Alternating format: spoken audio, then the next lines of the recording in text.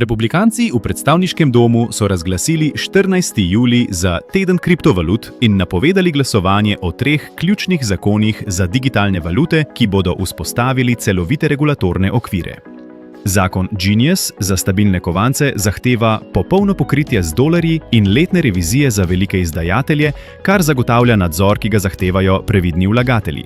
Zakon o jasnosti, Clarity Act, ustvarja jasno pristojnost med SEC in CFTC nad trgi kriptovalut, hkrati pa zahteva razkritja za manjše vlagatelje in ločevanje sredstev, kar ščiti posamezne investitorje. Zakon proti CBDC pa preprečuje državno izdano digitalno valuto, ki bi lahko ogrozila finančno zasebnost in omogočila nadzor.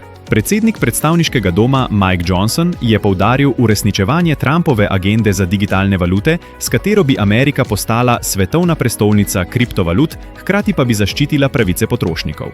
Zakonodaja zagotavlja regulatorno gotovost, ki jo tradicionalno bančništvo potrebuje za sprejem kriptovalut in odpravlja leta negotovosti, ki so institucije vzdrževale v previdnosti. Dejanja kongresa potrjujejo legitimno vlogo kriptovalut v finančnem sistemu z ustreznim nadzorom namesto eksperimentalnega statusa.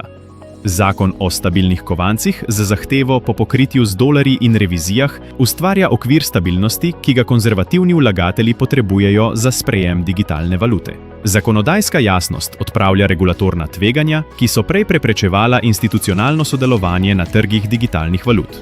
To predstavlja vladino priznanje trajne vloge kriptovalut v ameriškem bančništvu skozi celovite pravne okvire.